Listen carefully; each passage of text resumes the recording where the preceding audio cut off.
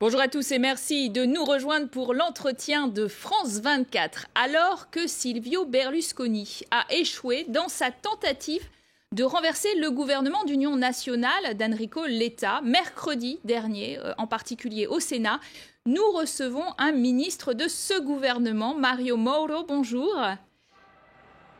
Vous êtes Bonjour. Le ministre de la Défense. Alors, rappelons que vous avez pris vos distances avec Silvio Berlusconi il y a un an tout juste, puisque vous avez quitté son parti, le Peuple de la Liberté, en décembre 2012, afin de soutenir Mario Monti pour les élections générales de février 2013. Vous êtes donc aujourd'hui dans le groupe parlementaire Choix Citoyen. Alors, on va revenir sur cette incroyable journée de mercredi où se jouait un bras de fer au Sénat pour échapper à sa déchéance de sénateur à la suite d'affaires judiciaires effectivement graves. Silvio Berlusconi a appelé ses troupes à faire chuter le gouvernement, l'État qu'il soutenait jusqu'ici. Et puis finalement, il a appelé à voter la confiance. Pourquoi a-t-il fait volte-face ? Oui, au début, je me voudrais excuser avec les spectateurs de France 24 pour mon français, mais vraiment c'est important de souligner cette circonstance, qu'est-ce qui a passé à l'Italie, dans cette chaîne de la vie politique italienne où le problème a été clairement identifié après une année de la chute du gouvernement de Mario Monti. C'est-à-dire que j'ai pris la décision de ne pas plus être dans le parti de M. Berlusconi, exactement pour la même raison pour laquelle hier les amis italiens et collègues ministres dans le gouvernement de Letta, Alfano, Lupi et les autres, ont pris la décision d'attaquer, de faire cette brèche de fer avec le gouvernement, avec l'ancien président du Conseil italien. Pourquoi alors? Qu'est-ce que vous reprochez à M. Berlusconi? Exactement. Simplement d'avoir pris en position populiste et pas populaire. C'est-à-dire d'avoir placé au centre de sa préoccupation pas plus le destin et le futur de l'Italie, mais simplement son problème personnel. Et exactement pour ça, pour cette raison, c'est-à-dire pour la confusion entre la vie politique italienne et la situation de la justice à l'Italie, ça a déterminé la chute de la parabole de la vie politique de Berlusconi à l'Italie hier. Et je suis convaincu que ça c'est le moment pour relancer le centre-droite italien et en tout cas tout ce qui est à l'Italie et on va représenter l'alternative à la gauche et à la vision de gauche. Et aujourd'hui, nous sommes dans la condition de faire des propositions vraiment très importantes parce que tous les dirigeants qui sont dans le gouvernement de Letta, on a la possibilité de donner une pacification, une réconciliation nationale à notre pays et donner des opportunités pour le futur à notre peuple. Alors précisément, vous l'avez mentionné, Silvio Berlusconi a été lâché, trahi par ses troupes, y compris d'ailleurs son dauphin, le fameux Angelino Alfano. Certains menacent aujourd'hui de créer un nouveau parti. Ça vous surprend? Mais je suis pas. Je pense qu'il n'est pas mon devoir de faire des commentaires à la décision qu'on va prendre les dirigeants du PDL. Je suis aujourd'hui dans un autre parti. Je suis une expression dans un parti de centre qui est très convaincu de soutenir le gouvernement de Letta et d'assurer à ce gouvernement un esprit de grande coalition. Ça, c'est notre but. mais je pense aussi que le gouvernement est plus fort parce que le même but est devenu le but du PDL et de qui est capable de gérer le PDL, c'est-à-dire M. Alfano. Mais justement, Silvio Berlusconi, il apparaissait comme un phénix qui toujours renaissait de ses cendres. Là, en l'occurrence, vous croyez qu'il est politiquement mort, terminé cette fois-ci? Mais je pense que ce n'est pas une bonne chose, ce n'est pas une position très gentile de dire à quelqu'un tu es morte. Mais le problème, c'est qu'aujourd'hui, la droite italienne, on a trouvé un homme capable de le gérer.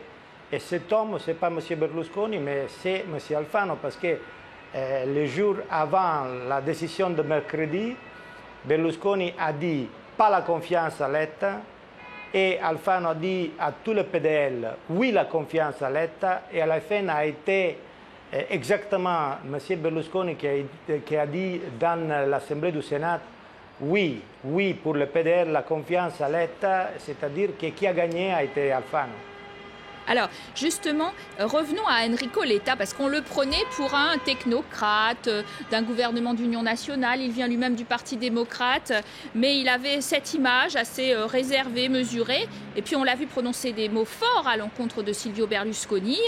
Et puis, il a mis en jeu son mandat, c'est-à-dire qu'il a eu le courage de poser la question de confiance, qui était quand même assez dangereux. Aujourd'hui, vous sentez que c'est un vrai chef du gouvernement, renforcé pour longtemps ? Letta a été courageuse et je pense que tout le gouvernement est obligé d'être courageuse parce que la situation italienne, le fait que l'Italie, on a vraiment des grands problèmes, oblige nous tous à être courageuses. Et je pense qu'aujourd'hui, toute l'Italie, on a un sentiment d'estime et toute l'Italie, on va penser que la position du gouvernement est en position très loyale, très forte et très capable de soutenir les efforts que le pays on va faire pour trouver une solution à son problème. C'est pour cela que je pense que le futur de l'Italie est lié à Letta parce que Letta est un vrai homme politique. Pas pourquoi Letta est un peu plus technocrate que tous les autres hommes politiques italiens. Et en même temps, c'est vrai aussi que les forces politiques qui ont pris la décision de soutenir le gouvernement de Letta, on a accepté la situation italienne. C'est-à-dire qu'après les élections, personne n'a gagné vraiment. Et aujourd'hui, le réalisme devra être la vision qu'on va permettre à l'Italie de trouver sa route. Oui, parce que l'Italie est dans une situation économique très compliquée, 130% de dette, une croissance qui est d'ailleurs plutôt une décroissance selon le FMI pour 2013, moins 1,8%. Alors, cette troisième économie de la zone euro est essentielle pour la bonne santé de la monnaie unique. Comment elle va se rétablir ? Au début, je pense que c'est important de souligner le fait que pas pour la droite, pas pour la gauche, pas pour le centre, c'est possible de trouver une solution pour notre problème. Nous avons besoin à ce moment d'être ensemble, de faire quelque chose ensemble. L'unité, c'est indispensable pour aider le pays dans ce moment qui est un moment vraiment très difficile. Ça, c'est la première chose. La deuxième, nous avons besoin de crédibilité et de stabilité. C'est pour cela que c'est important de défendre à ce moment le gouvernement. Nous avons besoin d'un gouvernement et nous avons besoin de faire comprendre que tous les choix qui sont intéressés à l'action du gouvernement ne sont pas des choix sur lesquels il est possible de faire de grandes discussions. sont des choix indispensables. Parlons d'un autre drame, cette fois-ci humain vraiment, qui a secoué l'Italie avec le naufrage, une fois encore, à Lampedusa, d'un bateau de clandestins avec un bilan terrible. Comment éviter à l'Italie, à l'Europe, ces drames humains à répétition? Oui, c'est vraiment une tragédie. C'est dramatique. Je pense à ce moment, toutes ces personnes qui ont perdu la vie pour gagner en vie mieux. Et ça, c'est terrible.